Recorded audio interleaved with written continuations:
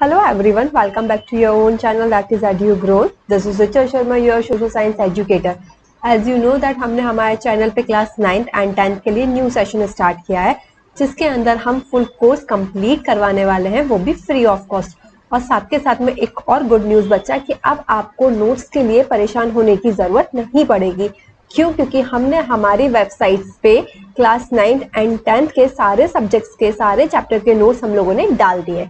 Okay, तो आपको क्या करना है, वहां से आपको सिर्फ हमारी वेबसाइट की जो लिंक आपको एक तो स्क्रीन पर दिख रही होगी, साथ के साथ डिस्क्रिप्शन बॉक्स में भी आपको लिंक गिवन है। और मैं यहाँ भी आपको बता देती हूँ www.edugrown.in, इस पे जाके आप विजिट करेंगे तो आपको क्लास 9th एंड 10th के किसी भी सब्जेक्ट्स के किसी भी चैप्टर के नोट्स आप वहां से इजीली डाउनलोड कर सकते हैं। ओके बच्चा, एंड ये जो कोर्स है उसको हमने इस हिसाब से डिजाइन किया है कि जिसके कारण आपका जो फाउंडेशन कोर्स होता है उसके अंदर भी आपको क्या मिल सके, हेल्प मिल सके।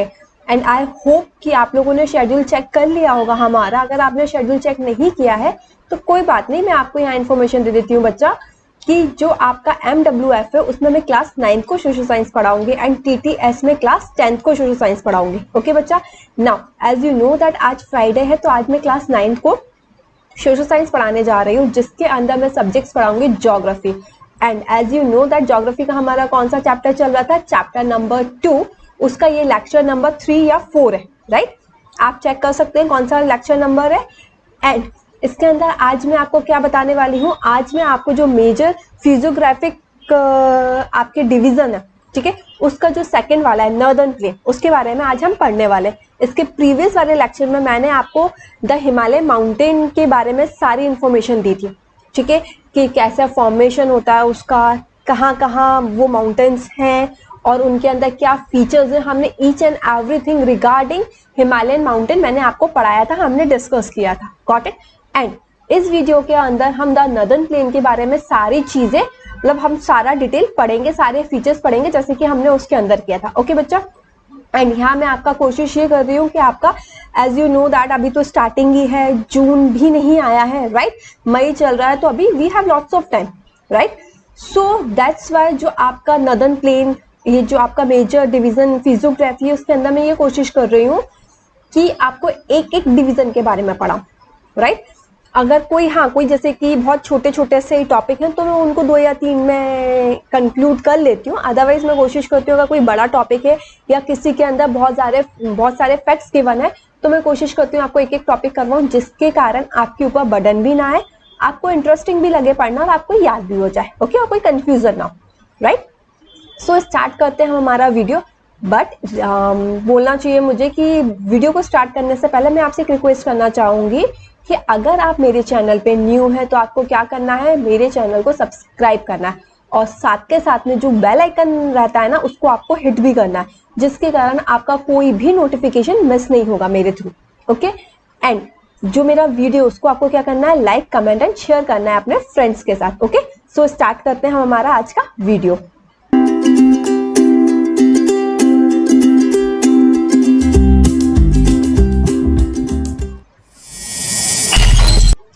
सो बच्चा स्टार्ट करते हैं हम हमारे आज का टॉपिक।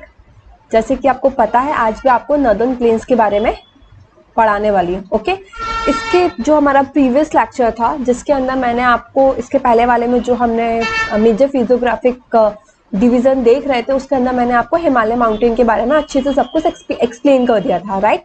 अगर आपने मेरी वो वीडियो नहीं देखी है तो आप वहाँ जाके देख सकते हो, उसको चेक कर सकते हैं। उसका भी प्रीवियस वाला जो वीडियो था ना उसके अंदर मैंने आपको ये बताया था कि माउंटेन हिमालय, जब हमने गोंडवाना लैंड के बारे में पढ़ा था on that time I told you that कि आपका जो नॉर्दर्न प्लेन है एंड एज वेल एज जो माउंटेन है वो कैसे फॉर्म होता है, ठीक है? तो हमने देखा था कि formation of northern plain and आपका माउंटेन प्लेन। ओके, उसके अंदर मैंने आपको बताया था कि जो नॉर्दर्न प्लेन से वो कैसे फॉर्म होते हैं आपके, कि जो आपका माउंटेन होता है, माउंटेन के इधर से जो रिवर आती है वहाँ क्या होता जाता है, बेसिन सा बनता जाता है और जो बेसिन बनता जाता है उसके ऊपर डिपोजिशन होता जाता है आपका सॉइल का, सैंड का, सिल्ट का, तो वो एक तरह से फ्लैट एरिया के अंदर कन्वर्ट हो जाता है। ओके, ऐसे हमारा नॉर्दर्न प्लेन बना था। Got it everyone? आपको याद आया? और अगर आपको इसके बारे में डिटेल में पढ़ना है तो आपको मेरा वो वाला वीडियो क्या करना पड़ेगा, चेकआउट करना पड़ेगा। ओके, सो अगर मैं यहाँ के अकॉर्डिंग बात करूं, the northern plain has been form by the interplay of three major river system, namely the Indus, the Ganga and the Brahmaputra along with its tributaries. क्या बोला जा रहा है बच्चा यहाँ आपसे? यहाँ आपसे ये बोला जा रहा है कि अगर हम बात करें आपकी नदर्न प्लेन की, ओके, जो नदर्न प्लेन है वो किससे बना हुआ है? Formed by the interplay of three major river system. Okay, जो नदर्न प्लेन है वो आपका किससे बना है? जो थ्री मेजर रिवर सिस्टम है उनसे आपका क्या बना है? नदर्न प्लेन बना है आपका. ओके, एंड उसके बाद क्या बोला जा रहा है? अब जो वो तीन रिवर है उनके नाम कौन कौन से? Indus, the Ganga and the Brahmaputra. ठीक है, जो मेन है वो कौन कौन से नाम है आपके? क्या बोलना चाहिए, कौन कौन से नाम है आपके? Indus, Ganga and Brahmaputra. साथ के साथ में उनकी ट्रिब्यूटरीज भी है. ठीक है, ट्रिब्यूटरीज का मीनिंग क्या होता है आपकी? कि जो उसमें से है ना क्या बोलना चाहिए, चैनल से निकल जाते हैं ना. कोई बहुत बड़ी रिवर होती है, फिर वो किसी में पार्ट में डिवाइड हो जाती है, तो वो जो चैनल से निकल जाते हैं उसको हम क्या बोलते हैं? ट्रिब्यूटरीज बोलते हैं. ओके बच्चा, गॉट इट. तो मैंने यहाँ आपको क्या बताया? नदर्न प्लेन फॉर्म हुआ है. ठीक है, किससे? Specially three major river system से. ओके, आपको याद रखना है नदर्न प्लेन आपका थ्री मेजर सिस्टम से फॉर्म हुआ है, जिसका नाम क्या है? Indus, the Ganga and the Brahmaputra, और उसके साथ साथ उनके ट्रिब्यूटरीज भी है. गॉट इट बच्चा?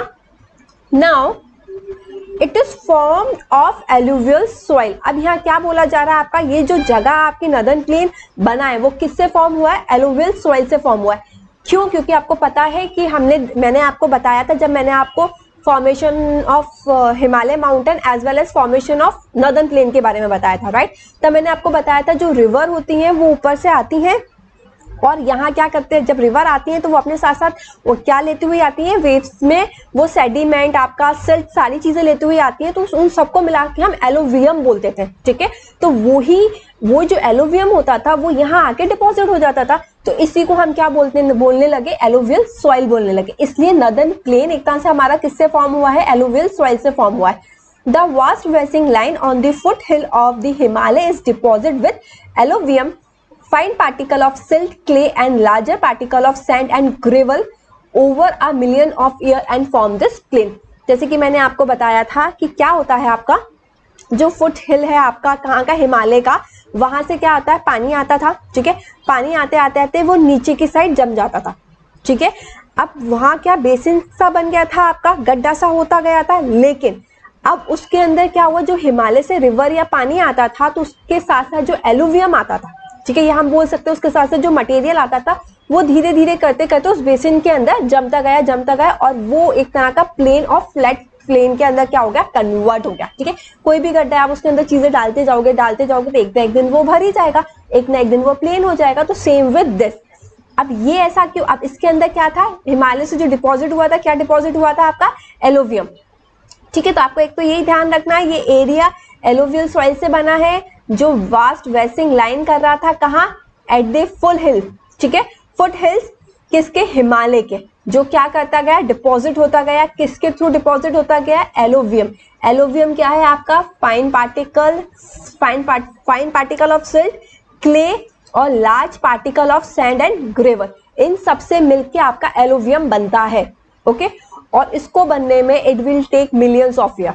ओके, इसको बनने में इतना ज्यादा टाइम लगता है, मिलियंस ऑफ ईयर लगता है इसको बनने में आपका. ओके, नाउ अगर अब हम बात करें इसके एरिया की कि इसका एरिया कितना है, तो वो इसका फैक्ट्स एंड फिगर आपको यहाँ गिवन है, मैं आपको बता देती हूँ. एंड इवन अगर आप देखोगे तो ये जो नदर्न प्लेन है एक तरह से वो बहुत ज्यादा ह्यूज है. ठीक है, so area of northern plane, अगर हम एरिया ऑफ नदर्न प्लेन की बात करें तो कितना है? 7 लाख स्क्वायर किलोमीटर. ओके बच्चा, मेरे साथ बोलो. अगर हम एरिया की बात करते हैं, कितना एरिया है नदर्न प्लेन के अंदर, या हम बोल सकते हैं नदर्न प्लेन कितने एरिया को कवर करता है? 7 लाख स्क्वायर किलोमीटर को.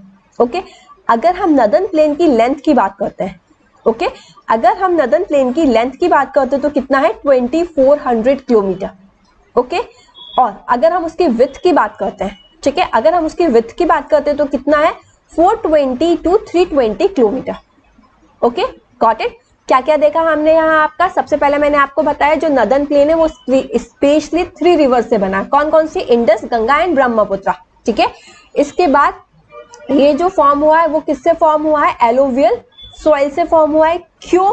क्योंकि हमने देखा था ये यहाँ जो हिमालय का फुटहिल रहता है वहां एलोवियम डिपॉजिट हो जाता है, और एलोवियम किससे मिलके बनता है? Fine particle of silt, clay, larger particle of sand and gravel, ठीक है, इन सबसे मिलके आपका एलोवियम बनता है, वहां जाके वो जमा हो जाता है। इसलिए हम बोलते हैं ये किससे फॉर्म हुआ? एलोवियल सॉइल से फॉर्म हुआ, और इसको बनने में बहुत ज्यादा टाइम लगा था। Okay, over a million of year and form this plain, ठीक है, इसको बनने में बहुत ज्यादा टाइम लगा था, उसके बाद ये प्लेन आपका क्या हुआ था? फॉर्म्ड हुआ था। इसके बाद अगर मैं एरिया की बात करूं, एरिया कितना है? 7 लेक। लेंथ की बात करूं तो 2400 किलोमीटर, और ब्रेथ या फिर मैं बोलूं आपकी विड्थ की बात करूं तो कितना है? 420 to 320 किलोमीटर। गॉट इट बच्चा? नाउ अब हम देखते हैं यहाँ का। अब हमने ये तो देख लिया आपका कि वहां का एरिया कितना था, कैसा वो बना, कैसे फॉर्मेशन हुआ, इसका ये सारी चीजें हमने देख ली, ठीक है। अब हम वहाँ देखेंगे कि वहाँ की पॉपुलेशन कैसी है, वो रीजन में किस चीज में कितना अच्छा है, वहाँ के लोग क्या काम करना पसंद करते हैं, like that. So it is densely populated region. अब क्या बोला जा रहा है? वहां का जो रीजन है, ठीक है, नदर्न प्लेन का जो रीजन है उसको डेंसली पॉपुलेटेड बोला जा रहा है। डेंसली पॉपुलेटेड का मतलब क्या है बच्चा? यहाँ कि वहां का जो रीजन है ना वो आपका कैसा है, वो बोला जा रहा है आपका कि बहुत ज्यादा पॉपुलेशन उस रीजन में, ठीक है। अब दूसरी चीज क्या बोली जा रही है? It is agriculturally very productive region of India, ठीक है। और ये कैसा है? ये एग्रीकल्चरली बहुत ज्यादा प्रोडक्टिव रीजन है किसका? इंडिया का। क्यों? क्योंकि यहाँ की जो सॉइल है वो बहुत ज्यादा अच्छी है, ठीक है, बहुत ज्यादा फर्टाइल सॉइल है, हम ये बोल सकते हैं। और साथ के साथ में आपकी जो सॉइल है वो तो फर्टाइल है, और वहां पानी का सोर्स भी अच्छा। ऑब्वियसली बात है कि आपने देखा है कि वो रिवर से मिलके बना है, तो रिवर है तो पानी का सोर्स तो अच्छा हो गई वहां। और जहां पानी है, सॉइल अच्छा है, सब अच्छा है, तो वहां की क्लाइमेटिक कंडीशन भी अच्छी होगी। तो वहां की जो क्लाइमेटिकल कंडीशन है वो भी क्या होती है? फेवरेबल होती है। मतलब हम ये बोल सकते हैं कि वहां का क्लाइमेट, पानी, साथ के साथ में वहां की सॉइल, ये तीनों चीजें अच्छी हैं। अगर ये तीनों चीजें अच्छी हैं तो वहां क्या होता है? एग्रीकल्चर अच्छा होता है, ठीक है। और आपको पता है इंडिया का 80% जो था वो हमारा किससे चलता है? एग्रीकल्चर से चलता है। इसलिए लोग बाग कहाँ रहना ज्यादा प्रेफर करते हैं, या फिर हम बोल सकते हैं कहाँ की सबसे ज्यादा पॉपुलेशन है, वो हमारी नॉर्दर्न प्लेन्स की। Got it? समझ में आया? एक तो तीनों चीजों वहां की अच्छी, कौन कौन सी चीजें अच्छी हैं जल्दी जल्दी बताओ मुझे। वहां की सॉइल अच्छी है, वहां का पानी, वहां पानी मतलब हम बोल सकते हैं रिसोर्स, पानी का रिसोर्स बहुत अच्छा है वहां, और साथ के साथ में वहां का क्लाइमेट भी बहुत अच्छा माना जाता है, इसलिए वो एरिया डेंसली पॉपुलेटेड होता है। गॉट इट बच्चा?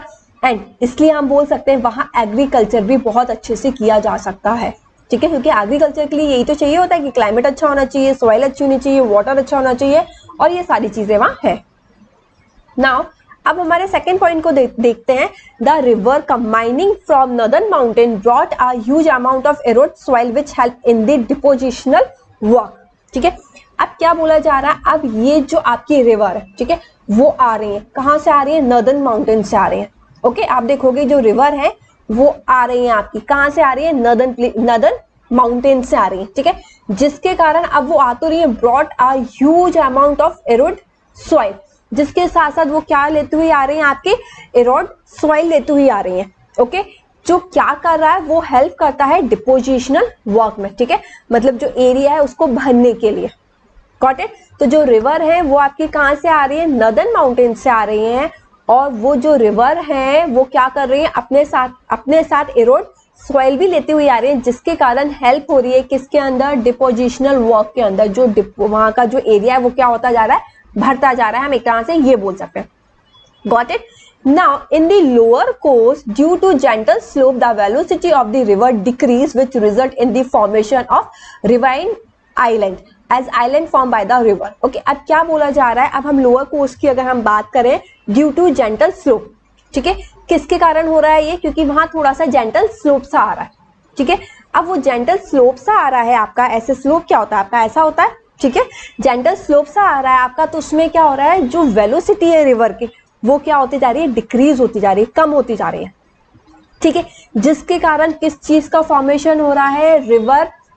रिवराइन आइलैंड का फॉर्मेशन हो रहा है, ठीक है, ठीक है, रिवराइन आइलैंड का क्या हो रहा है? फॉर्मेशन हो रहा है। और रिवर आइलैंड क्या होता है आपका? वो आइलैंड जो कि रिवर के थ्रू क्या होता है? बनता है, ओके अगर आपसे पूछा जाए रिवाइन आइलैंड कौन से क्या किसको बोलते हैं या उसका डेफिनेशन क्या है, तो आप क्या लिखोगे, an island form by the river, ऐसा आइलैंड जो किससे बनता है, रिवर से बनता है।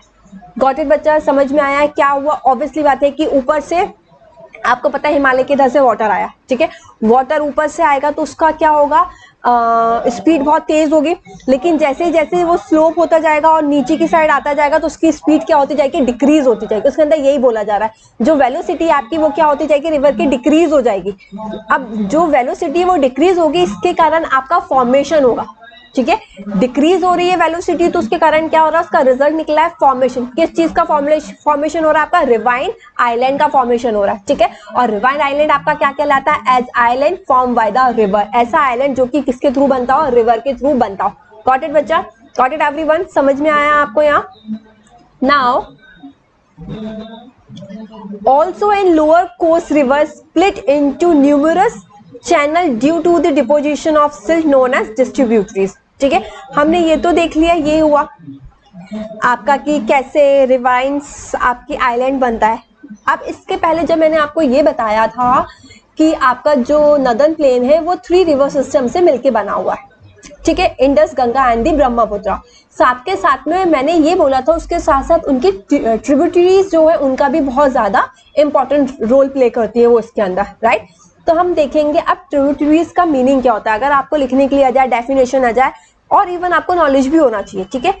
तो यहाँ हम अगर डिस्ट्रीब्यूटरीज की हम बात करें क्या होता है इसका मीनिंग, तो ये होता है in lower coast river split into numerous channel, ठीक है। अब क्या बोला जाता है, जो लोअर कोस्ट होता है रिवर को उसको स्प्लिट कर दिया गया है, ठीक है, किसके अंदर, न्यूमरस चैनल के अंदर उसको क्या कर दिया गया है, जो न्यूमरस चैनल है उसके अंदर क्या कर दिया गया है, उसको स्प्लिट कर दिया गया है। अब वहां जाके जो आपका डिपोजिशन होता है सिल्ट का उसको हम क्या बोलते हैं, डिस्ट्रीब्यूटरीज बोलते हैं, ठीक है। और ट्रिब्यूटरीज क्या होती हैं आपकी, जो आपका रिवर है उसमें से जो चैनल्स निकलते हैं, ठीक है, जो चैनल्स निकल रहे हैं उसको हम ट्रिब्यूटरीज बोलते हैं, ओके। और जो आपका वहां जो चैनल्स निकल रहे हैं, ठीक है, जिनके कारण डिपोजिशन ऑफ सिल्ट हो रहा है, ठीक है, उसको हम डिस्ट्रीब्यूटरीज बोलते हैं। Got it? तो आप कंफ्यूज मत होना, ट्रिब्यूटरीज हमारी क्या होती हैं, जो कि चैनल निकलते हैं रिवर से, ओके। और डिस्ट्रीब्यूटरीज क्या होती हैं आपकी, जो चैनल निकल रहे हैं उनके कारण डिपोजिशन ऑफ सिल्ट जो हो रहा है उसको हम डिस्ट्रीब्यूटरीज बोलते हैं। Got it everyone? I hope कि आपको कोई डाउट नहीं होगा, राइट। सो आगे बढ़ते हैं हमारे।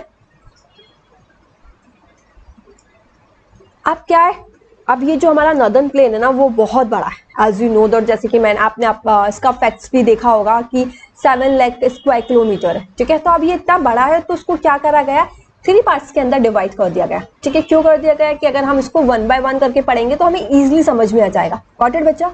तो the northern plain is broadly divided into 3 parts.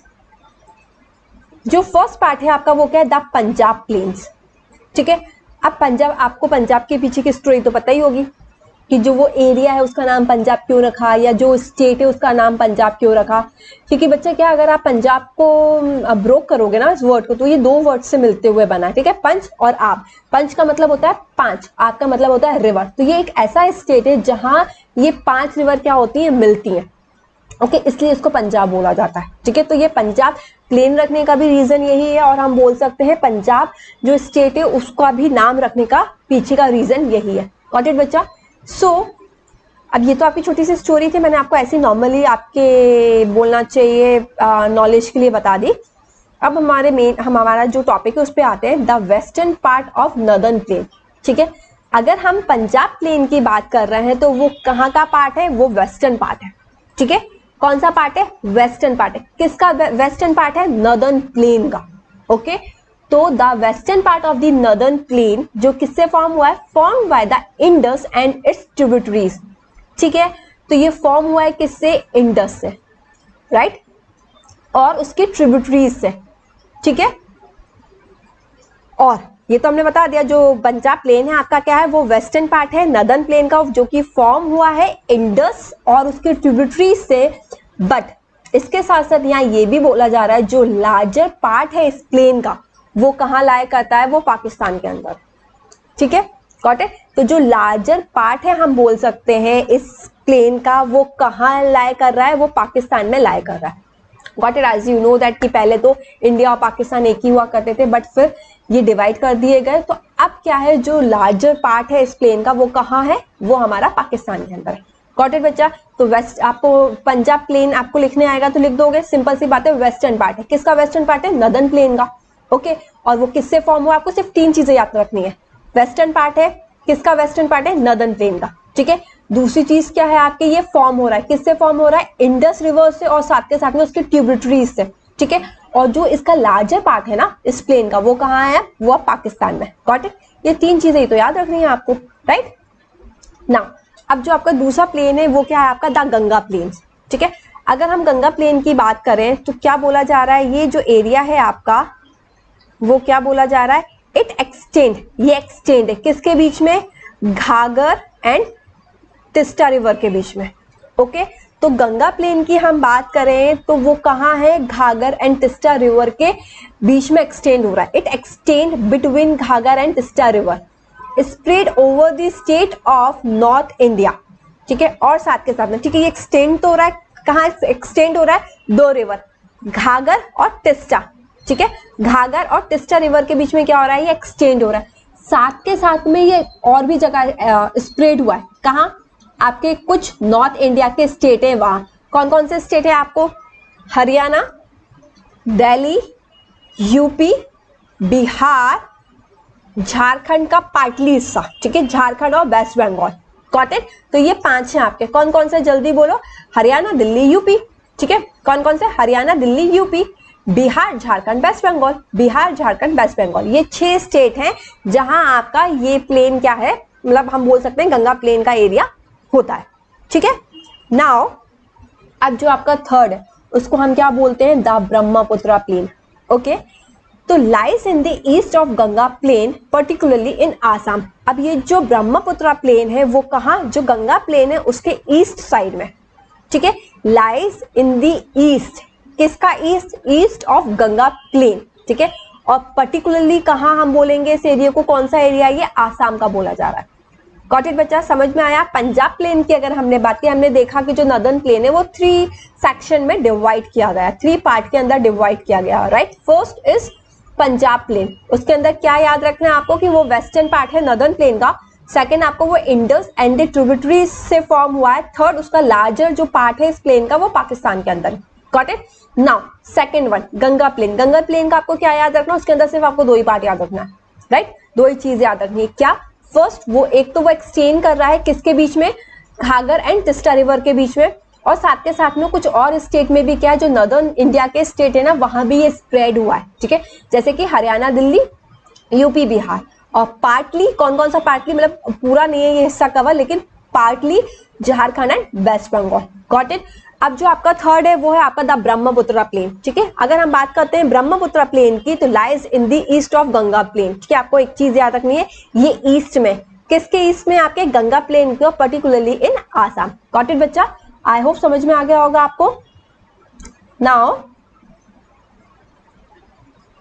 अब जैसे कि हमने देखा था नदर्न प्लेन को हमने 3 पार्ट के अंदर डिवाइड किया था, राइट। अब हमने इसको उसके रिलीफ फीचर के अकॉर्डिंग भी क्या किया गया है, रीजन के अंदर डिवाइड किया गया। ओके, अब इसको कितने रीजन के अंदर डिवाइड किया गया, 4 रीजन के अंदर। ठीक है, तो northern plains can be divided into 4 region. अब ये किसके अकॉर्डिंग किया गया, according to the variation in relief features. Okay, so let's see कौन कौन से वो फीचर है। Northern plain is not flat land. The vast plain also has diverse relief features. अब क्या बोला जा रहा है, जो नदर्न प्लेन है ना वो एक्चुअली में फ्लैट लैंड नहीं है। ठीक है, पूरा फ्लैट एरिया नहीं है। क्यों नहीं है, क्योंकि जैसे कि हमने देखा था ना, क्या होता था कि ये बेसिन सा बना रहता था, राइट, और ऊपर से क्या होता था, रिवर आती थी। ठीक है, अब जो रिवर आती थी तो वो जो बेसिन बना होता था तो वहाँ उसका जो डिपोजिशन था, वो जो भी एलोवियम लेके आते थे वहाँ डिपोजिट होता जाता था, राइट। बट अब जो ये आपका एलोवियम आता था इसके अंदर बहुत फाइन पार्टिकल्स भी रहते थे, लेकिन कभी कभी क्या होता था, बहुत बड़े बड़े कंकड़ एंड ऑल भी आते जाते थे। ठीक है, जिसके कारण ये जो लैंड, अब जहाँ फाइन पार्टिकल्स होते थे वो तो एक तरह से प्लेन एरिया हो जाता था, या हम बोल सकते थे फ्लैट एरिया हो जाता था, लेकिन कुछ जगह ऐसी होती थी कि जो ये वाले कंकड़ वहीं डिपॉजिट हो जाते थे। ठीक है, मतलब जो रिवर होती थी, फ्लो बहुत ज्यादा तेज फ्लो होता था, तो तो तब तक तो वो बड़े वालों को कैरी कर पाती थी अपने साथ, ठीक है, फ्लो कर सकती थी अपने साथ। लेकिन जैसे ही वो डिक्रीज हो जाती थी, उसकी वेलोसिटी थी, तो वो क्या कर देती थी, वो बड़े वाले जो आपके मतलब बोलना चाहिए थे स्टोन है, उनको वो वहीं छोड़ देती थी, ठीक है। तो एक जो एरिया है आपका ऊपर की साइड नदर्न प्लेन का जो सबसे ऊपर वाला एरिया है, तो वहां ये जो आपके जो बड़े बड़े वाले स्टोन रहते थे ना, वो वहां क्या होते थे, डिपॉजिट होते जाते थे, ठीक है। तो उसको हम क्या बोलने लगे, मैं बताऊंगी इसको क्या बोलने लगे। अभी आपको बस इतना जानना है, जिसके कारण जो नदर्न प्लेन है ना, तो वो जो पूरा एरिया है वो पूरा कभी भी प्लेन नहीं रहा, ठीक है। कुछ एरिया ऐसा था कि प्लेन था, कुछ उबड़ खाबड़ था, लाइक दैट, ठीक है। रीजन समझ में आया क्यों था। The vast plain also have diverse relief features, और इसमें क्या बोला जाए, जो इसका वास्ट एरिया, जो वास्ट प्लेन है, उसके बहुत अलग अलग डाइवर्स रिलीफ फीचर्स है। लेट्स सी कौन कौन से हैं। अब जो हमारा फर्स्ट है, ठीक है, वो क्या बोला जा रहा है, भाबर, ठीक है। भाबर क्या है, ये एक तरह से lying at the foot of Shivalik are narrow 8 to 16 kilometer with belt of pebbles, ठीक है। अब क्या होता था यहाँ, ये जो एरिया है, जो शिवालिक है, हमने बेटा पढ़ा था माउंटेन के अंदर, ठीक है, 3 टाइप्स के आपके माउंटेन होते थे। तो जो लास्ट वाला रहता था, ठीक है, जो नीचे वाला रहता था, वो शिवालिक रहता था, ठीक है। अब शिवालिक से जो आपका 8 to 16 किलोमीटर की विड्थ है, ठीक है, उस एरिया को एक तरह से हम बोल सकते हैं बेल्ट ऑफ पेबल्स बोला जाता था। क्यों, क्योंकि उस एरिया के अंदर क्या होता था ना बच्चे, की जो है ना आपके स्टोन्स होते थे ना, वो उसी एरिया के अंदर जाके मतलब डिपॉजिट हो जाते थे, इसलिए उसको क्या बोला जाता था, बेल्ट ऑफ पेबल्स बोला जाता था। गॉट इट, समझ में आया आपको कि भावर क्या होता था आपका, एक तरह से lying of the foot of Shivalik, ठीक है। शिवालिक के बाद का जो नैरो एरिया है 8 to 16 किलोमीटर का, उसको बेल्ट ऑफ पेबल्स बोला जाता था। क्यों, क्योंकि जब ऊपर से पानी आता था तो वो बहुत ज्यादा फ्लो में रहता था, तो वो सारी चीजें अपने साथ लेके आ जाती थी रिवर। लेकिन जैसे ही उसकी धीरे धीरे करके उसकी जो वेलोसिटी डिक्रीज होती जाती थी, तो वो कुछ चीजों को छोड़ती जाती थी, ठीक है। तो जो बड़े बड़े स्टोन्स थे ना, उनको वो छोड़ती जाती थी, तो वो वहां जम गए थे, ठीक है। इसलिए उसको क्या बोलता था, बेल्ट ऑफ पेबल्स बोलते थे, जो कि 18 to 16 किलोमीटर है, और कहाँ है, शिवालिक के फुट के इधर, ठीक है, मतलब शिवालिक के नीचे की साइड।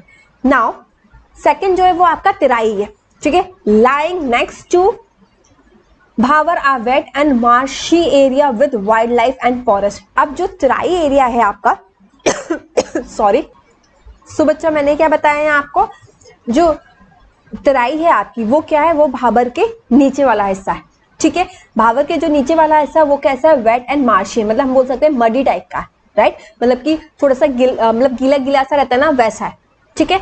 और वहां क्या बोला जाता है, वो गीला एरिया है, एक तरह से मडी एरिया है, वेट एंड मार्शी एरिया है, तो इसलिए वहां फॉरेस्ट बहुत ज्यादा है, ठीक है। अब फॉरेस्ट बहुत अच्छे हैं, वहां फॉरेस्ट बहुत ज्यादा है, तो फॉरेस्ट तो वाइल्ड लाइफ तो हो गई, ठीक है। तो समझ में आया कैसे एक दूसरे से कनेक्ट है आपके, क्योंकि ये भावर के नीचे वाला एरिया है, वहां वो वेट एंड मार्शी एरिया है, क्योंकि यहाँ आपकी सॉइल एंड पानी मिक्सअप हो जाते हैं बच्चा। Got it. यहाँ क्या था आपके, ये आपका इस साइड है ना, उसने बेल्ट ऑफ पेबल बना दिया था, क्योंकि वहाँ आपके बड़े बड़े से थोड़े से हम बोल सकते हैं स्टोन टाइप के ज्यादा थे वहाँ, ठीक है। और यहाँ तराई में क्या होता है, थोड़ी सी फाइन सॉइल बन जाती है वो आपकी, और पानी उसके अंदर, सॉइल और पानी मिक्स हो जाता है, ठीक है। अब आप स्टोन के साथ पानी को मिक्स करेंगे तो वहां का कोई डिफरेंस आएगा कि नहीं, लेकिन सॉइल और पानी को मिक्स करेंगे तो वो कैसा हो जाएगा, वेट एंड मार्शी एरिया हो जाएगा, ठीक है। जिसके कारण वहां का फॉरेस्ट बहुत अच्छा होगा, राइट, क्योंकि वहां का क्या बोलते हैं, क्लाइमेट अच्छा है, वहां की सॉइल अच्छी होगी, फर्टाइल भी है, पानी भी है, सब है, इसलिए। और साथ के साथ में अगर फॉरेस्ट अच्छा है तो वहां की वाइल्ड लाइफ भी क्या होगी, अच्छी होगी। ओके ना, इसके बाद जो आपका थर्ड है वो क्या है, भांगर एरिया है, ठीक है। अब भांगर के अंदर क्या होता है आपका, ये इधर क्या होता है आपका older alluvial plain which rises above the level of the flood plains, ठीक है। अब क्या है आपका, ये जो थर्ड वन है वो आपका क्या है, भांगर के अंदर क्या होता है, आपकी जो ओल्डर एलुवियल सॉइल होती है ना, वो यहाँ आके डिपॉजिट होती जाती है, ठीक है।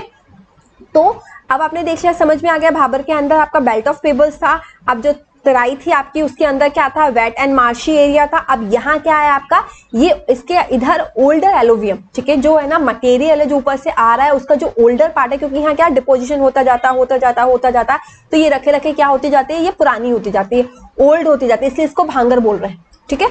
तो ये ओल्ड होती गई यहाँ, राइट। अब ये जो आपका फोर्थ है उसको खादर बोलते हैं। खादर कैसे बोलते हैं, यहाँ क्या होता है, अब यहाँ तो आपका यहाँ तक जब ये आया, पानी आपका ऊपर से आता गया, तो यहाँ तक इसने क्या किया, अपना एलोवियम को जमा करती गई, लेकिन ओल्डर, ये पुरानी होती गई। लेकिन जब ये यहाँ तक पहुंची, यहाँ तक क्या हुआ, कि यहाँ तक, क्योंकि उसने क्या करा, जो ओल्डर थी उसको तो वॉश आउट कर दिया और यहाँ न्यू आ गई, ठीक है। तो इस एरिया में क्या आ गई आपकी, न्यू आ गई, न्यू आ गई, यंगर एलोवियम फ्लड प्लेन हो गया, इसलिए हम इसको क्या कहने लगे, खादर कहने लगे। Got it. भांगर और खादर का मीनिंग समझ में आ रहा है। भाबर आपको लिखने के लिए आएगा तो आपको पता होना चाहिए कि वो क्या है। एक तरह से शिवालिक के नीचे वाला एरिया हम बोल सकते हैं 8 to 16, जो कि बेल्ट ऑफ पेबल्स है, ठीक है। फिर तराई का भी हमने देख लिया, भावर वो भावर के जस्ट नीचे है, और वेट एंड मार्शी एरिया है जहां वाइल्ड लाइफ एंड फॉरेस्ट अच्छा होता है। भांगर हमारी क्या कहलाती है, ओल्डर एलुवियल प्लेन है आपका, ठीक है। और जो आपका खादर है वो क्या आपका यंगर एलुवियम प्लेन है।